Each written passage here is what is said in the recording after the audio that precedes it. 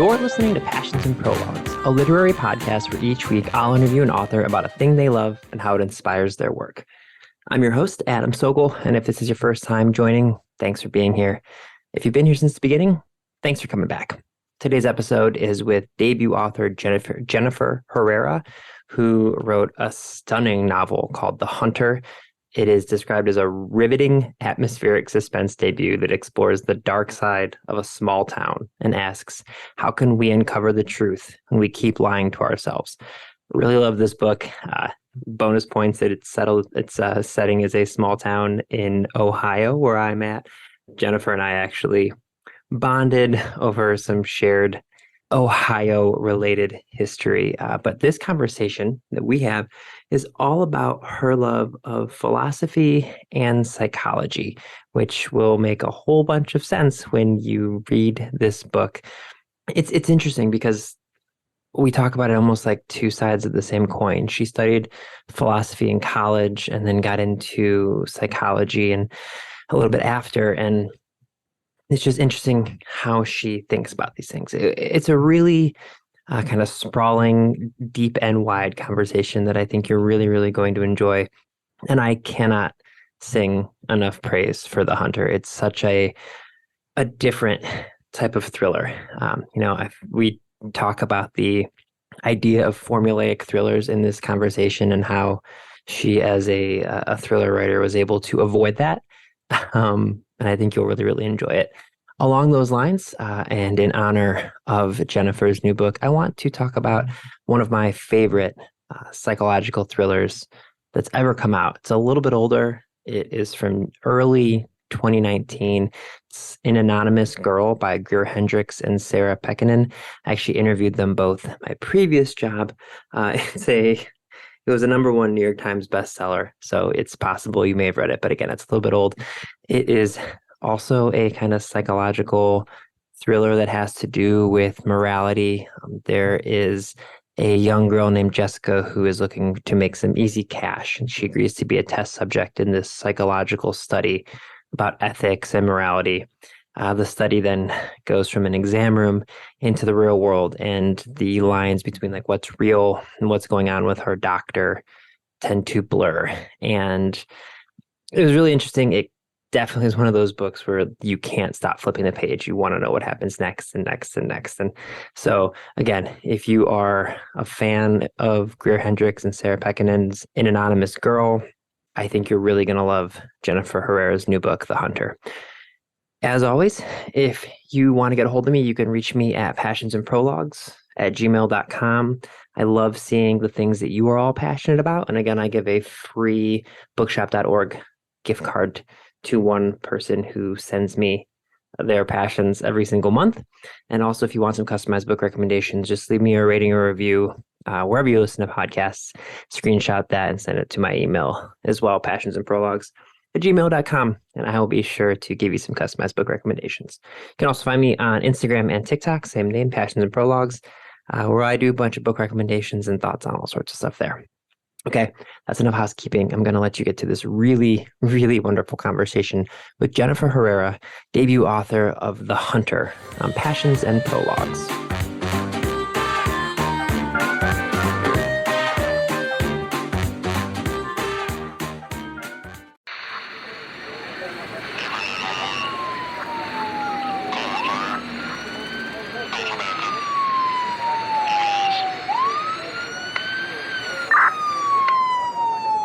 It was one of those days that I could remember it so vividly. It was like something that if you heard like when John F. Kennedy was killed, you knew what you were doing. You knew what the day was like. March 20th, 1984. That was the day I first heard about the bravest woman in the world, Phyllis Cottle, who suffered a crime so brutal it forced a city full of people to ask themselves if they could have survived or if they would have wanted to. So to take a knife, I mean, it's almost, it's so inhuman. It's beyond anything that anybody can imagine. Stab me in the gut, stab me in the back, cut my carotid, whatever you want to, but don't do that. I'm Carol Costello. I've been an anchor and reporter for a long time. I've covered every kind of vicious crime imaginable. Most stories I was able to leave at work, but not this one. The survivor, Phyllis Cottle, she gets under your skin and became a hero for every woman who yearned to be heard, to be taken seriously, to not only survive, but thrive. Phyllis Cottle was one badass woman, and you should know her name. Her story is coming soon to wherever you get your podcasts.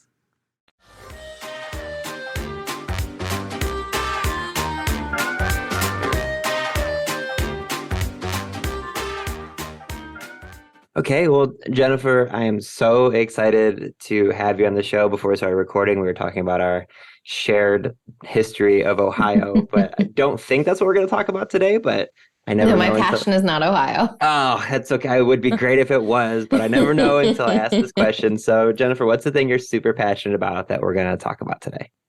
Well, first off, thank you for having me. And what an excellent question. Because I think what drives any creative person is passion, right? Mm-hmm. It's the thing that makes you wake up at 5 a.m. or makes you, be bleary eyed and still kind of going about, stories in your head or your art in your head as the world turns behind you. And I think something for me that I think is a recent passion, but definitely informed the book that I wrote, is an interest in psychology, and in particular, Jungian psychology. So, yeah, right. So this is kind of strange. Yeah, no, I love this. Keep going. So when I was in college, all right, so first off, we're going to come back to Ohio. Yes. So I went to high school in this really small town in Ohio. And, the population was 1,300 for the whole town. And my school was just really small, and it wasn't some place where I necessarily felt like I fit, like I felt really comfortable there, in part because my family was from Cleveland, moved to this small town when I was a little kid. And in that town, everybody was related. They all kind of looked alike. They all had known each other for generations. And so it was a place where I didn't quite fit in. And so when I got the opportunity to start taking college classes really early as part of some Ohio program, I was like, yes, please, I will do that. I will do the thing that gets me out of this high school and onto like college campuses. And so when I was 15, I started taking college courses, and they counted for a high school and college credit.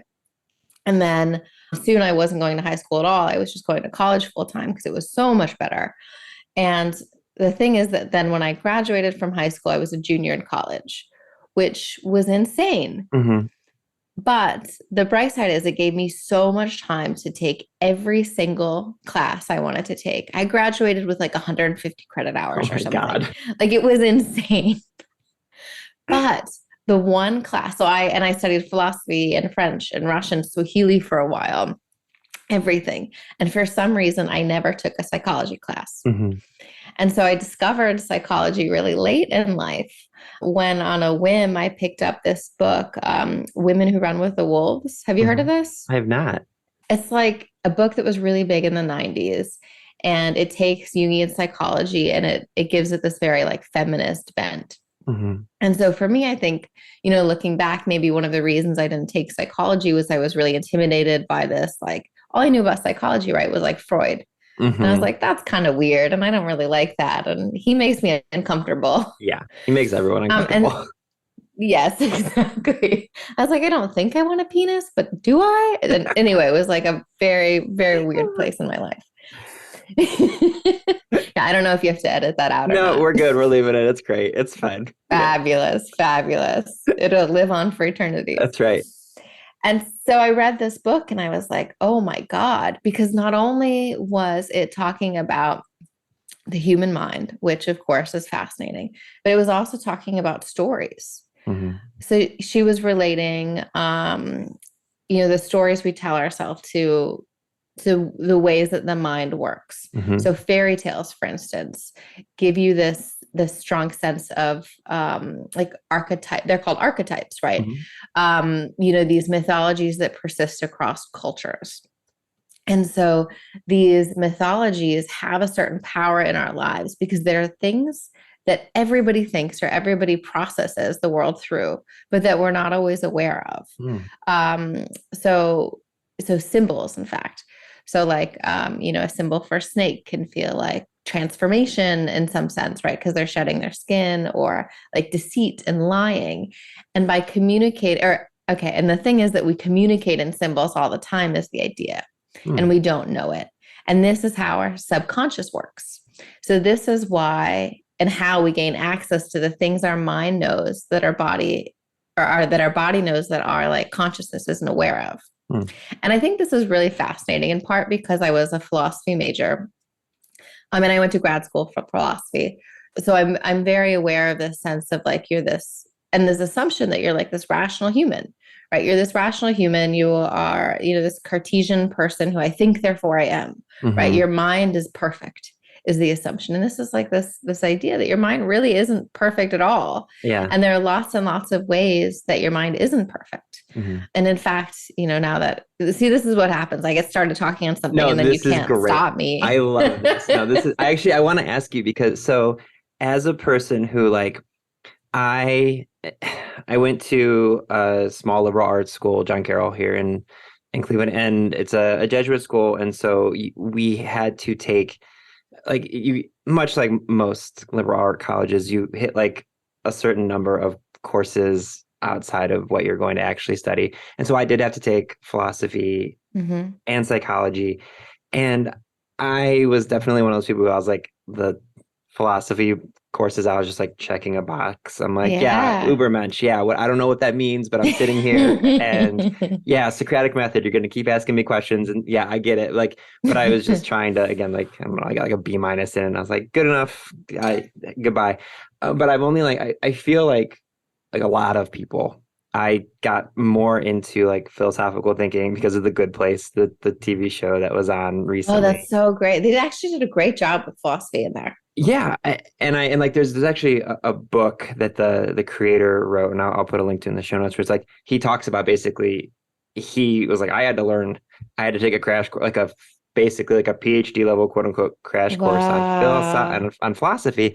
But I want to ask you, this is a long walk to get to a question, which is what I'm going to do the entire time you're on here. Amazing. So, that's how my mind works as well. Beautiful. Okay. So as someone who both has like kind of recently got into philosophy and also in the past like 18 months got very big into like psychology and mental health and therapy and all these different things, and I'm much more in tune with like how my brain actually works. Yeah. How does it, for you, looking at the psychology of things, and obviously there's a lot of it in your book too, like from someone who has such a philosophical understanding of like basically the history of how we have all thought, how do you look at psychology? Like, do you think you approach it from a different way than most other people because of your background? I got there finally. You did. And I didn't, if you hadn't said I got there finally, I wouldn't have registered that was a long question, for the record. Well, good. So you gave yourself away. Everyone else will know, but I'm glad you did. I think that I approach my life as a recovering like philosophic or something, which sounds terrible. I think philosophy is really problematic for many, many ways. And I didn't know it for a long time. I think one of the ways in which it's problematic is that it takes like a white male viewpoint and puts it at the very pinnacle of what it means to be human. Like I thought when I was in school that like Aristotle and Plato, I thought they were all like white men. They're not white. Like they're like, I had no idea. And so you come away and I thought, women clearly were just useless for thousands of years. And I, as a woman, had to come up and like prove everybody wrong. Right. So it's like, it's this inherited system where you're only talking about, white men having done really great things. And the subtext is always, and you have like people who are like, you're historically not good enough and haven't ever been. And so I think that makes it so that I am always trying to dissect how I got to that set of beliefs, one, and two, like how it shaped the things that I think about the world and about myself. And so, the psychology, I think, changes the philosophy, not necessarily the philosophy changes the psychology. Because I think that, I'm always trying to figure out the world around me. And for a long time, I thought philosophy was what could help me do that, that meaning of life stuff. and this recognition of like, oh no, the starting assumptions are so flawed that like it's only the process that was useful. And in that sense, like the process of evaluating arguments, I guess you could say, is very useful in psychology, because I'll read something like The Women Who Run with the Wolves, or I started reading a lot of Jung, which is some of it is very weird. I'm not gonna. He has this whole book called The Red Book, which is basically about his dreams. And it just gets very out there in a way where you're like, wow, you're like really, really into something here that like maybe your mind is doing, or maybe like you're losing your mind. I'm not sure, Carl Jung, I'm not sure. But I do think that it's given me this sense where I can look at arguments in psychology and evaluate them better, where I'm like, well, this is suspect. Like I did a ton of logic. I went to at UC Irvine, this Department of Logic and Philosophy of Science, where I was a grad student. And so yeah, I think in that sense, I know why Freud is bullshit, because I can kind of like, you know, evaluate that in a better way. But mostly it's the psychology is informing the philosophy. I feel two things. One, I feel like, you know, how when people talk about extremely wealthy or extremely famous people and how they talk about how they've lost touch with reality, and people are like, yeah, it's because there's no one in their circle that tells them like, hey, shut up for a second, or tells them no. I feel like a lot of times that's what happens with like massively famous now, but probably also in their day philosophers. Like no one was telling, you know, like Nietzsche, like, hey, maybe just take a minute and think about what you're saying. Like, Nietzsche, actually, I will say, is one of the good ones. I was just picking a random one. Kind of like, you know, showing my like I said, I didn't really pay attention. Well, I have to tell you now, because I out of all of the philosophers I studied, I think Nietzsche is probably my favorite. And so I have to just like put this out there, that one of the interesting things I learned in Nietzsche, and so I think partially one of the reasons I like Nietzsche the best is because the person who taught my class was not from the philosophy department. He was from the German department. And so he wasn't approaching the world as a philosopher, as somebody who like, you know, was like had that very strong viewpoint. But so Nietzsche had syphilis and he went crazy, right? And when he was out of his mind, his sister, who was a Nazi, took his writings and edited them to support the Nazis, which I feel like I always have to say, because there's so much of his work that's like not his work. But if you look at everything that came before that, you're like, oh my God, this is incredible. Yeah. Okay. See, this is good to know. This stuff is like, I feel like there's a lot of people that we studied in various historical experiences that like, obviously how we study them or how we learn them shapes our like enjoyment of them. So like a perfect example for me is like Franz Kafka. I remember reading in college because it was assigned to us, The Trial. And I love The Trial. Love The Trial. And it terrifies me. Yeah, it's super terrifying. And we read it, and then basically like the thing that we did is that our professor, I don't know if this is true, I've tried to find it factually, I've never been able to identify. Our professor told us that the book was published after he had passed away, and the people who discovered it basically just found like sheets and sheets of paper. And the concept of the book was that like, if you read any chapter before any other chapter, like other than the first and last chapter, you can basically read the book in any order. And again, anyone listening, I don't know if that's true, but we did this in our class. We basically we took different, and like the whole, and it really adds to, it builds layers onto The Trial, because the whole concept of The Trial, for anyone who hasn't read it, is like the bureaucracy of like, basically this guy gets arrested for what he never finds out he did wrong. And then he just spends the entire novel like going through the bureaucracy of trying to have it taken care of. And like, you can basically quote unquote read it out of order. This is all to say, like, I don't know if that's true, but because that's how I was taught it, I'm like fascinated by Kafka now. So I've like read, you know, the Metamorphoses and all the different stuff. I'm just like, wow, what a genius. The book wasn't published when he was alive. So it's just like one of those things where I do think how we're taught, it really does. I mean, again, it's entirely possible that my professor, and so I right now am talking out of my ass. Well, now No, now I'm thinking about, I'm pretty sure it was Kafka who wrote a short story that I loved. It was called The Hunger Artist. And it was all about this person who had the power to, is this right? Is this Kafka? Yeah. Okay, great. I was like, my mind is deceiving me clearly. But it's all about this person who has this, like, who goes on hunger strike, and everybody is so impressed at his self-control. And they wonder how far will he go in order for, for his principles. And then the very last scene is like, he's dying. He's killed himself because he gone on hunger strike for so long. And the very last scene, somebody asks him or something about, I'm going to ruin it for everybody listening, so sorry, guys, okay, about how he could do that. And he was just like, I never really liked food. And for some reason, this is like stuck with me for years and years and years, because you think about other people, and like you're comparing yourself to others all the time. And you're like, how are they at a place where they have all of that self-control, or they have, the ability to do that thing I've always wanted to do, or they can, abstain in ways I've always wanted to abstain. And you're like, oh, we're just fundamentally like really, really different. And like, you can't necessarily compare. Yeah. There's something in there that's very comforting to me. I mean, a guy dies at the end and that sucks, but like, yeah. I always find myself wondering when I am reading something that has been like studied to death.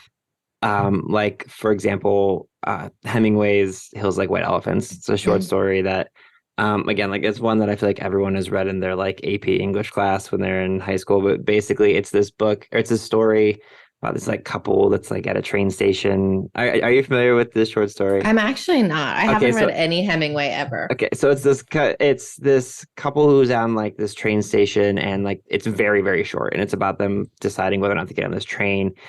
And like the popular belief is that it's about whether or not they decide to get an abortion, which obviously would be very scandalous for like that time when he was writing about it.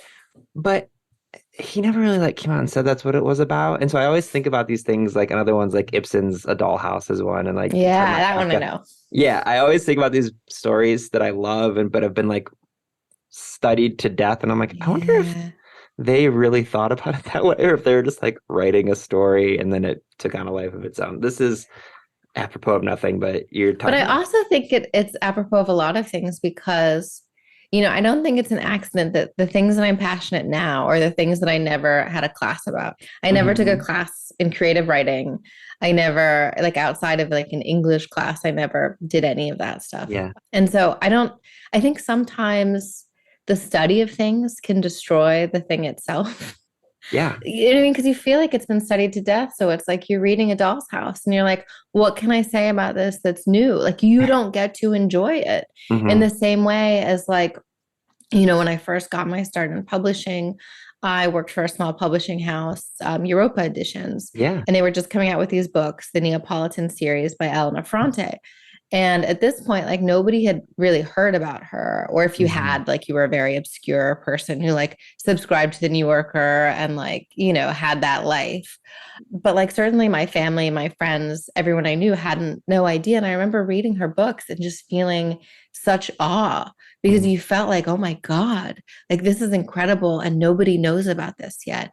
And your opinions got to be your own, because you couldn't just Google something. Like you couldn't just say, what does the violence in the Neapolitan series mean? And then Google tells you 40 opinions. And I think that is what's exciting about literature, and especially about new literature too, is that it's not out there yet. So you get to be excited and get to feel passionate, to bring it all around, get to feel passionate about things. Man, I could not agree more. Like one of my favorite things about having spent much of my career in the book world and having a platform where I got to promote books, and so therefore I got sent advanced reader copies, and I sent advanced reader copies, is being able to like I got really good at like reading a book beforehand and going to either my director or like one of our publishing people and just being like, this is going to be a bestseller. Like I will never forget the first person I ever interviewed was Rika Niekamp. She wrote a book called This Is Where It Ends.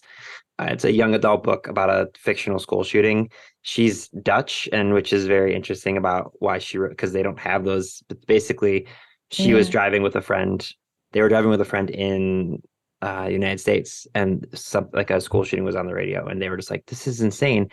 And then they ended up writing the definitive book about a school shooting. And like, I remember reading it, and I stormed into my director's office. I was like, this is going to be a New York Times bestseller. Oh my God, you called it. And that book was huge. There's just sometimes like, there's another one like A Place for Us by Fatima Fareen Mirza, that same thing. Like, it was their debut. I was the first person who ever got to interview her, and that didn't make me special. It just happened to be, I was at an event that she was at that was like far enough out from the release date that she hadn't been interviewed yet. And like, same thing. And you're right. I love being able to read stories. Like, yeah, I love reading historical things that have been dissected to death, but you're right. It's almost like you can't form your own opinion on it because they're already there. So it's exciting to be able to do that for new books. Yeah. And like, you're embarrassed. Like, if like, say that like nobody else liked a book that you fell in love with, and you're like, oh, I guess this wasn't a good book after all. Yeah. And like, not recognizing too. And I think this is where philosophy comes in. And like,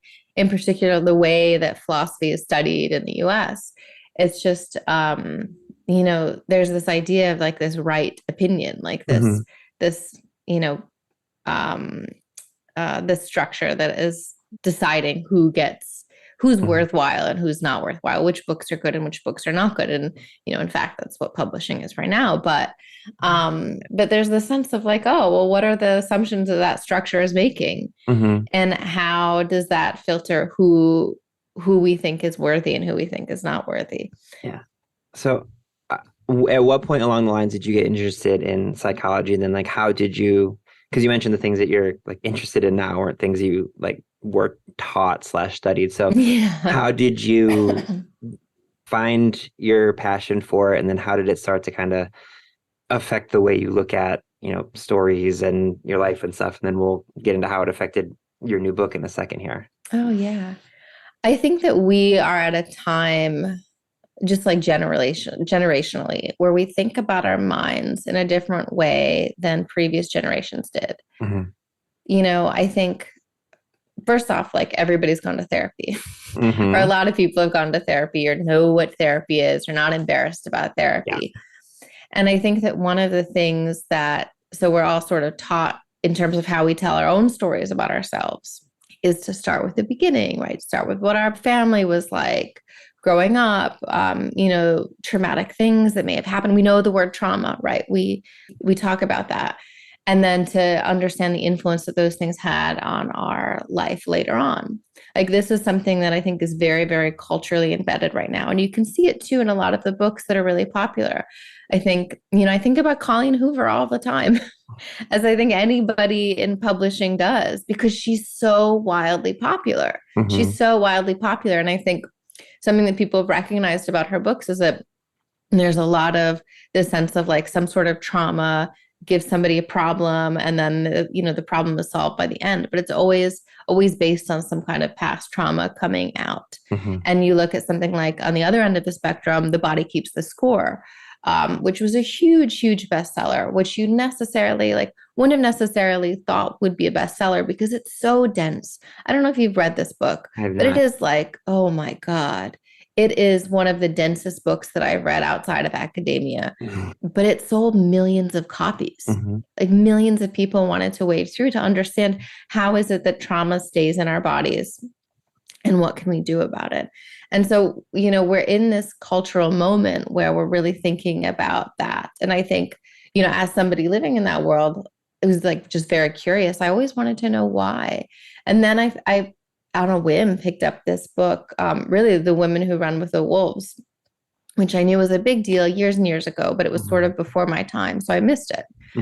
And getting this sense of she was creating this, this connection between stories and between psychology. And to me as a writer, I think that's fascinating because, we're always trying to understand ourselves, right? And in part the reason, and I guess I'm always trying to understand myself, because you're always making decisions where you're like, why did I do that thing? That was like a really bad choice. I made a really bad choice just there. And I don't get why I did it. Like, it wasn't rational.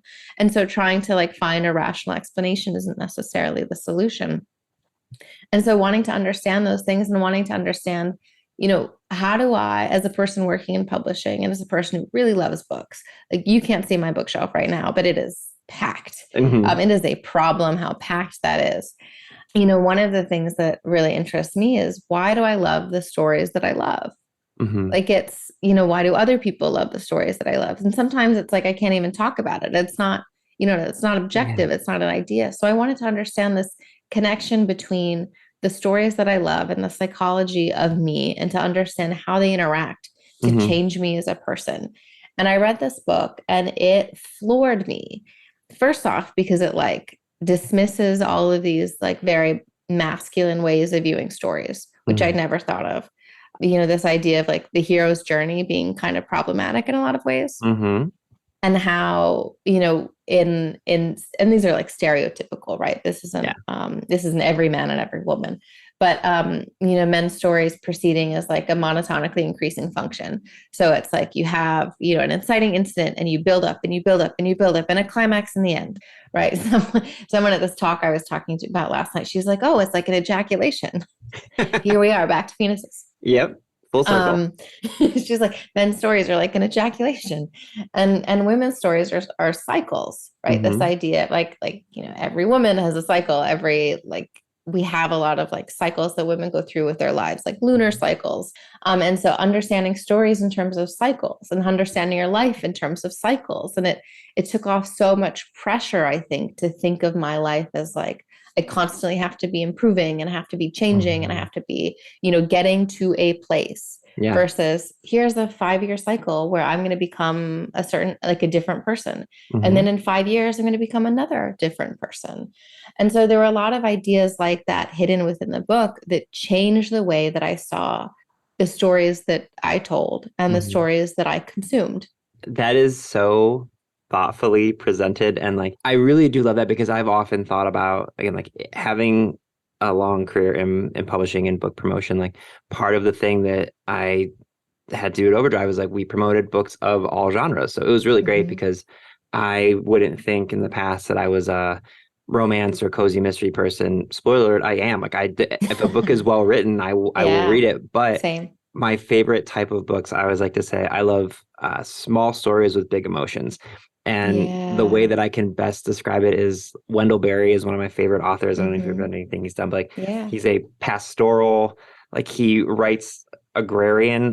His fiction is set in this tiny town in Kentucky. His nonfiction is literally like, he writes essays and poems about nature. His family has lived on the same farm for like 5 generations in Kentucky, and like he thinks he'll write like beautiful prose about like the soil, and it's just, and for a long time I was like, what? And like, I love there's like The Finder of Forgotten Things by Sarah Loudon Hmm. Thomas is another book that I adore. And I think about this stuff all the time, and like I finally realized, like, oh, I love these books that force me to slow down, and they're like older people looking back on their life. Another one I Hmm. think about all the time is Lillian Boxfish Takes a Walk. Like, all these books that I'm always recommending to other people, it's people who are in their 70s, 80s, and 90s looking back on their life. And I'm like, oh, it's because I'm a deeply nostalgic person who works in tech and has to like constantly, like you said, I'm constantly like, Yeah. oh, that posted great, but what's the next thing I can write Hmm. about to get to the next, to get in front of the next group of people that we're going to sell our product.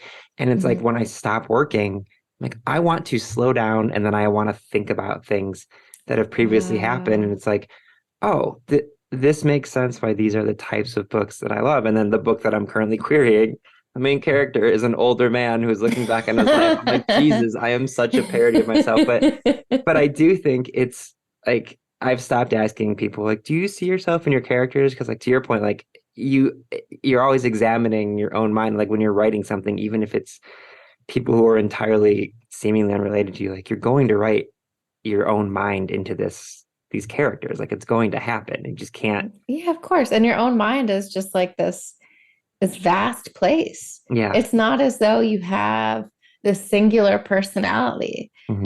that you're just one person, you're many, many people. Like you were talking, like you're this tech tech person. Mhm. And then you're also this person who's this old man, like looking Yep, back 100%. on, on the rolling hills. I mean, I'm literally, people won't see this unless I put something on Instagram. I'm literally wearing like a derby hat, like you would see like a 78-year-old man wearing in That's Ireland. true. Like I almost said something about your hat when we got on the call. I am who I am. I love it. But I think like, and then there's this, Jungian book about the unlived life. I think it's called like Loving Your Unlived Life. And it's this idea that for every choice we make in our lives, there's a choice that we didn't make. And how the older we get and the more choices we make, the more doors close behind us. Me choosing to work in publishing means that I'm not going to work in academia anymore. That side of my life is done. Once we get old enough to have so many closed doors behind us is like when we get these crises of like, oh my God, who am I? And I feel trapped. Oh my God. But that's going to happen no matter what you do, no matter how charmed your life is. Like you are having an unlived life that is beside your lived life. And it's like, how do you reconcile the fact that there are two sides of you, the life that you have and the life that part of you wants? And so these books and these ideas work with how do you, and in this case, he recommends writing about the life that you wish that you had so that you can work through that world so that you feel like you get both of them, like through creative writing, you're able to live your unlived life. And in part, you're able to see it as less of an idealized space because like, I'm sure, the book that you've worked through, like this character is not totally happy with their life all the time. And they have problems and they have conflict.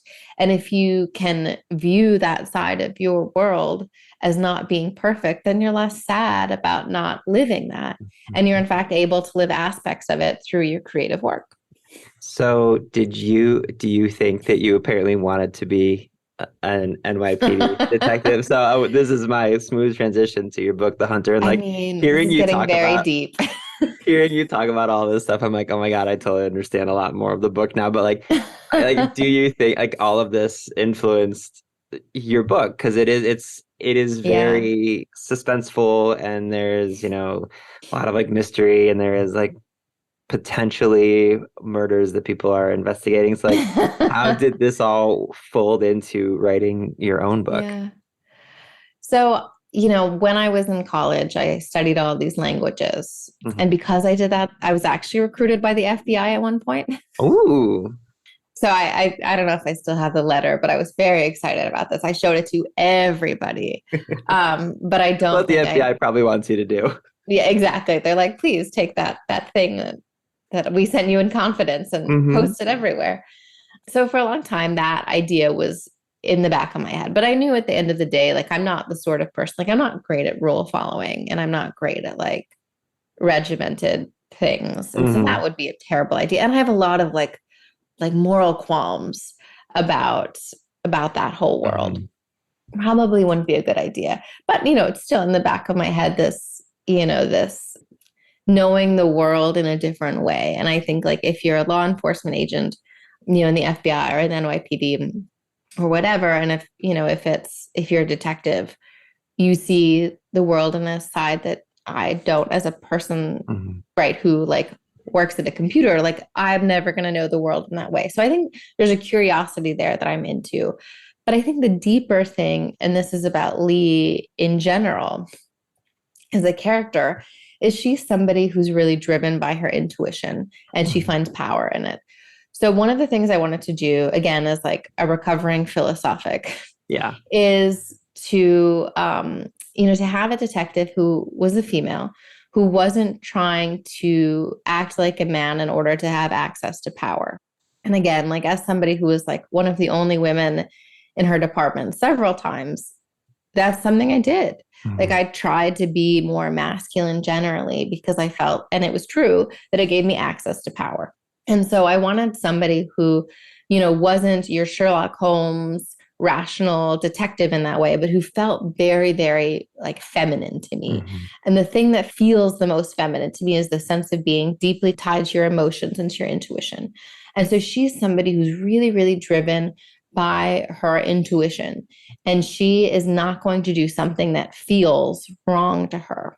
And I think that's something that I really envy, because again, I'm still like working through that that sense of like, there's something wrong with being emotional. There's something wrong with being really womanly. Like I wrote an essay for Crime Reads that was about how I feel, and there are, reasons for this, but how I feel that when I exercise the most female parts of me, like sexuality or being a mother, that makes me feel like I'm less safe, like I'm less like worthy of the world's respect and attention. Right. And that ties into crime fiction because those are the people who are often dying, especially people who exercise their sexuality. So there is something there of an unlived life in Lee, but it's aspirational for me. It's this idea of like, wow, like, wouldn't it be really powerful to like be that intuitive and to like have faith in that, like have real faith in that so that you don't need to play other people's games, right? To play this like, this institutionally privileged person, to play as that person in order to feel powerful. Yeah. And I feel like one of the reasons I love the book so much is because being in publishing, I know you have had access to these books. Like there is always like, I feel like if you are a talented writer in the suspense thriller area, there's a opportunity to write very formulaic books that people will still buy en masse. And I like, and they it's like, want to some respect. Yeah, exactly. And but I feel like what I loved about your book is it hits all of the notes of like a thriller where it like keeps you being like, wait, wait, hold on, wait a minute, what's going on? But there is this like other layer to it. And I like I said, having spent now an hour chatting with you, like I get it. It's because you have this background where like you've thought about how the mind works in like from multiple ways now in like these different like philosophically and psychologically. And like I feel like that it's so evident in the work. And I'm curious for you as a person who is constantly seeking like greater knowledge about these different things, did writing this feel cathartic, or did it make you be like, okay, I want to write 15 more books now? Like what was the feeling while you were going through it? I mean, both, I guess. Yeah, that's fair. Because I think, one of the things, I mean, at first it felt very cathartic. This idea that, there are a lot of complications that happen in Lee's life and in Lee's personal life. But the story is the story. The mystery is the mystery. There's some deaths. There is a plucky detective, and there's a resolution. Like you get the comforting arc behind there, which I want when I read a book. But there's also like all of this like messiness and this way in which Lee over the course of the book is able to understand some of the things that she doesn't understand about herself and some of the things that she's repressed. Like in order to be a detective, and I talk to a lot of people who work in fields where they have to have really high walls up, right? Where they're dealing with a lot of like tough shit.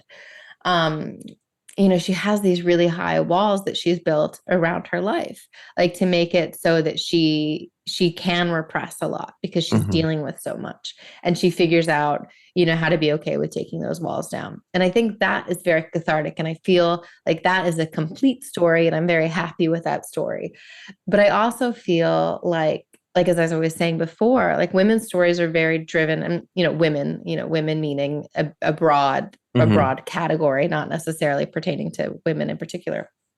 But women's stories are cyclical, right? They're moving through these cycles that last for X number of years, and then you move to a new cycle. And so I'm still very interested in figuring out like Lee's next area of growth, and how through looking through the lens of a murder, because, I love a good murder, how she becomes a different person still. And luckily the publisher has agreed. So there will be more books in this world. The best news. That's the best. I love that so much. You heard it here first. Yeah. Oh, that's fantastic. I absolutely loved it. Again, like this is my favorite thing about doing this podcast is, again, getting the book early is a nice perk as a book podcaster, but then like reading it, and it has always been my favorite thing to talk to authors. And honestly, a lot of the stuff that was been like my favorite conversations with people has been stuff that was not recorded. It was like after the fact when I would nerd out about it. But it is like getting to hear you talk about these different parts of the book and the story and like your own mind being like, oh, okay, I understand a little bit more. It's so great. And so I always leave the podcast with one last question, and it's to let you give a recommendation to people. It can be a book. It can be, I've had someone say like, go for a walk. Like it can be, I had the first episode I ever did with Mallory O'Meara about powerlifting. She recommended a protein powder. So like, what's something what protein powder did she recommend? Oh, I will find it. It was, I'll go look. It's like a woman, it's amazing. It's like a women created company, but the protein itself is like specifically created for like non-gendered purposes, because like Mallory's whole point, and she's like, it's so gross to like so many protein powders. It's like, yeah, it's got creatine in it. It's got this specifically built for women or specifically built for men. And she's like, so I will find it and I'll send it to you. But I'm very into this. Yeah, but so what is something that you want to recommend to people that you think they should know about? This is such a big, powerful question. I know. And I will stop myself at one, but I'll stay on theme. I think that I would recommend The Women Who Run with the Wolves, in part because it was so powerful for me. And because so it's a really thick book, which I think can be intimidating to a lot of people. The chapters can be read episodically. You don't have to read everything like from beginning to end. And it's just what it is it's dissecting stories, fairy tales you've always heard, and saying what those mean and what they do for us psychologically. And I think that's really powerful because you can leaf through the pages and you can say like, what is the story that like as a kid always meant the most to me? Like, what is the fairy tale that I couldn't get out of my head? And then seeing, okay, well, how do we, psychoanalyze that fairy tale? And you can understand maybe the needs that you had as a kid or the needs that you have as an adult that you didn't necessarily know that you were aware of. This is hilarious, but my sister-in-law, who is 10 years younger than I am, came to stay with us last week. And we were talking about children's books. And you know that children's book about the meatballs where it's like raining meatballs? Oh, yeah. Cloudy with a Chance of Meatballs. Yes. She said this story would make her cry every time she read it. Really? Like, she's like not an emotional person, but this story would like have her like sobbing. That story and another story about a carousel horse where the horse runs off and can't find the rest of the carousel. Oh my God. And so like we were talking about these books and she's like, I'm not like an emotional person. I have no idea. And like finding the patterns of like, okay, what do these stories have in common? And how does that reflect on like how you felt as a kid and like what was going on and who you became as a person? At the end, she was like, oh my God, wow, I had no idea. And she had this sense of like having insight into her own world because of like just understanding what she connected to and psychoanalyzing those, even as a child. And that I thought, especially as I was reading The Women Who Run with the Wolves, that was such a powerful experience to have, to take something so simple and to build it out so that it's like by loving it, you're actually, even as a child being able to express something that you felt very deeply, but didn't have the words for because you're a kid. I love that so much. Your book is fantastic. I'm so excited that there's going to be more of them. This was just such a wonderful conversation. Jennifer, thank you for joining me today. Thank you. I had such a great time.